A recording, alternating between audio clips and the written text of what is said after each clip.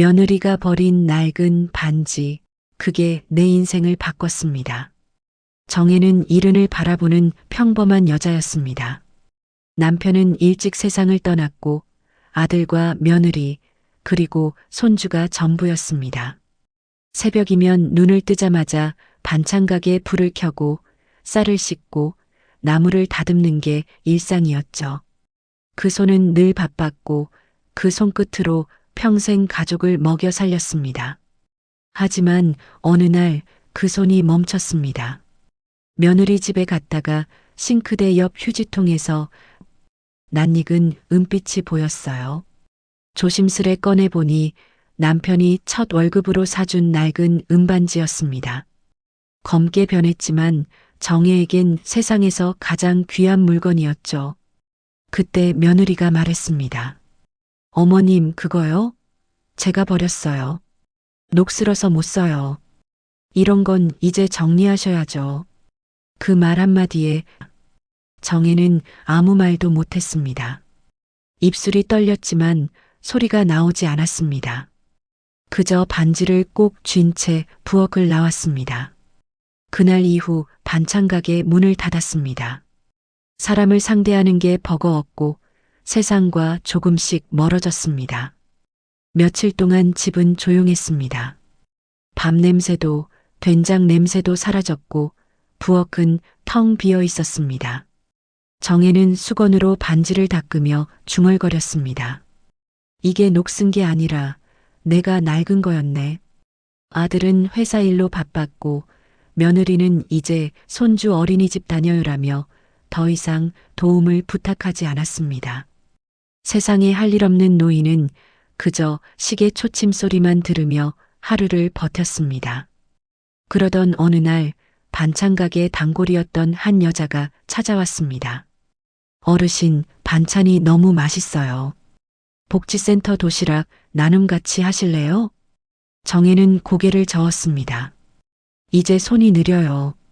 그러자 여자가 웃으며 말했습니다. 느려도 돼요. 손맛이 있잖아요. 그 한마디가 마음에 남았습니다. 그날 밤 정혜는 오랜만에 앞치마를 꺼냈습니다. 다음 날 새벽 다시 부엌에 불을 켰죠. 식은 밥 냄새가 낯설지 않았습니다. 그렇게 다시 반찬을 만들기 시작했습니다. 복지센터에서 만난 노인들이 반찬을 먹으며 말했습니다. 이거 우리 엄마 손맛 같아요. 그 말에 정혜는 웃었습니다. 가슴 어딘가에서 오래된 돌덩이가 녹아내렸습니다. 손끝에 힘이 생겼고 밤이면 내일은 뭘 해줄까 생각하게 되었죠. 누군가에게 여전히 필요한 사람이라는 건 그 나이에도 살아있다는 증거였습니다. 몇 달이 흘렀습니다. 정혜의 도시락 봉사가 지역신문에 실렸습니다. 며느리 소영이 전화를 걸어왔습니다. 어머님, 기사 봤어요. 대단하세요. 그 반지 아직 가지고 계세요? 정혜는 미소 지으며 대답했습니다. 그 반지가 내 손을 다시 움직이게 해줬단다. 며칠 뒤 소영이 직접 찾아왔습니다. 현관 앞에서 고개를 숙이며 말했습니다. 어머님, 그날 제가 버린 반지 정말 죄송해요. 정혜는 잠시 말이 없었습니다. 그땐 나도 말 못했어. 내가 미워서가 아니라 나 자신이 부끄러워서. 소영은 눈시울이 붉어졌습니다. 저 그 반지 다시 만들었어요. 그녀의 손바닥 위엔 새로 만든 은반지가 놓여 있었습니다. 똑같은 디자인 하지만 안쪽에는 글씨가 새겨져 있었죠. 엄마의 손이 세상을 먹여 살렸어요. 정혜는 손끝이 떨렸지만 마음은 편했습니다. 그날 밤 반지를 끼운 채 창가에 섰습니다. 남편이 웃는 듯한 달빛 아래서 중얼거렸습니다. 당신, 나 이제 알겠어요. 사는 건 남이 정하는 게 아니라 내가 다시 시작하는 거였네요. 며칠 후 아들네 집에서 저녁 식사 자리가 있었습니다. 식탁 위엔 반찬이 가지런히 놓여 있었습니다. 소영이 수줍게 말했습니다. 어머님, 이번엔 제가 해봤어요.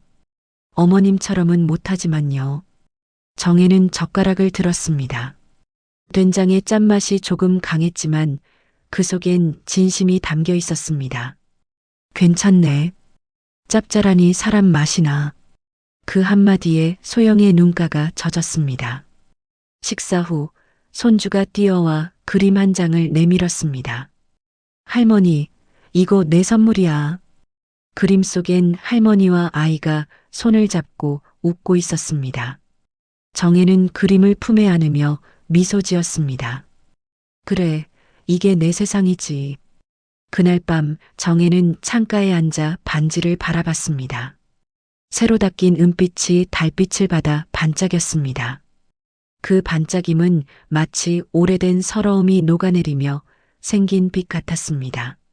이제 정혜는 누군가의 어머니가 아니라 자신의 이름으로 불리고 싶었습니다. 누군가의 그림자가 아니라 한 사람으로. 그녀는 매일 아침 반지를 바라보며 속삭입니다. 정혜야, 오늘도 잘 살자. 낡은 건 버려지는 게 아니라 다시 닦이면 빛이 납니다. 그날 이후 나는 다시 나를 닦기 시작했습니다.